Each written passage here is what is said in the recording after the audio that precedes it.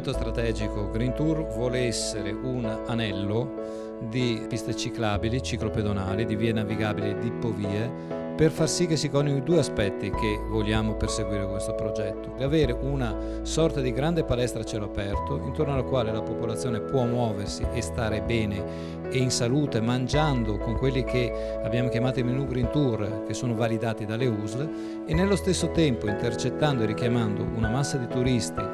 che possono, tramite questi percorsi, fermarsi secondo i concetti di mobilità lenta, quindi fermarsi sul territorio, girarlo, conoscerlo e conoscerne e apprezzarne tutti gli aspetti enogastronomici e culturali che lo connotano.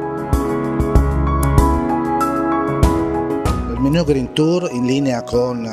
la filosofia di fondo del Green Tour, che punta alla salute e al benessere, sono dei piatti salutari che si potranno trovare da giugno nei locali che sono all'interno del corridoio che circonda il Green Tour, e sono piatti in linea con la salute, quindi piatti leggeri che utilizzano i prodotti locali e finalizzati al benessere e alla salute delle persone.